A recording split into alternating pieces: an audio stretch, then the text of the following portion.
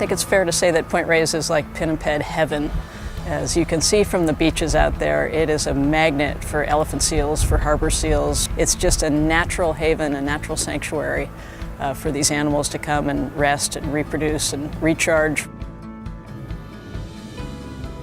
Out of all the pinnipeds in Point Reyes, one of the most charismatic, also the one that draws the most visitors, is the elephant seal, just because there's so much story to them and they're just so much more active. They really put on a show, basically, with all of the fighting and the interactions and the pups. There's just a lot more to see.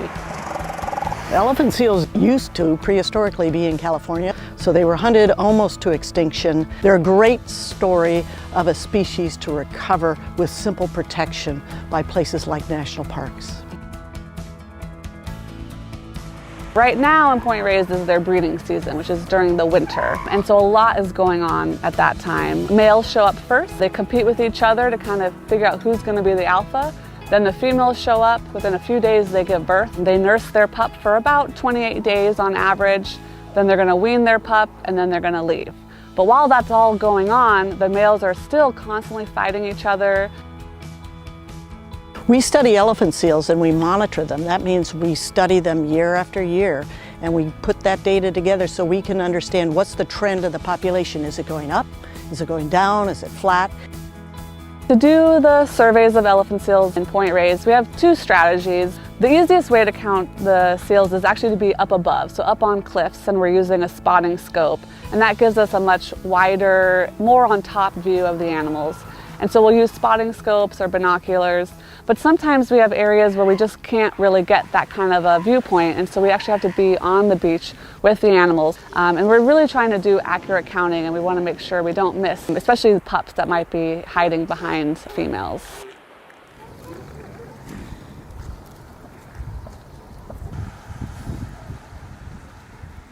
So another part of our monitoring process is tagging the weaned pup. And a weaned pup is what the word sounds like, a pup that has been weaned, so the mom is no longer nursing it. And so now it's off on its own, away from the harem. And so we're going to go and try to apply a flipper tag. And we wait for that to happen because we don't want to interrupt that bonding process or the nursing process between the mom and her pup.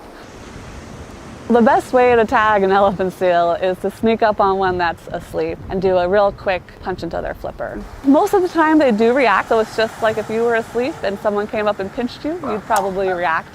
So it wakes them up. They might squeal a little bit because of their surprise, but usually they calm down within a few seconds or a few minutes after it happens. 5-10 minutes later, most of the time they're back asleep.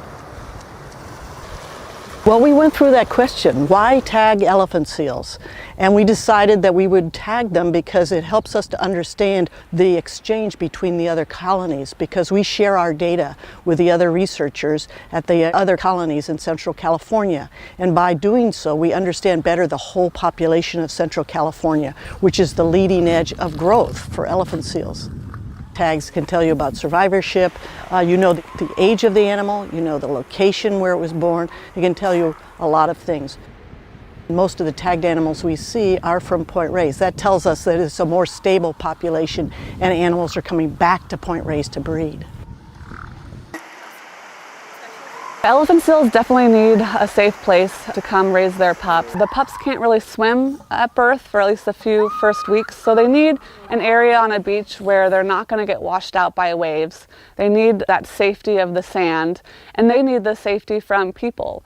So we close the beaches to people because people are dangerous to elephant seals, and elephant seals are dangerous to people.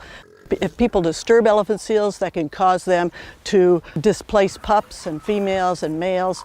And if people get too close to females, they can attack them and bite them. So it's best for both to have these beaches protected.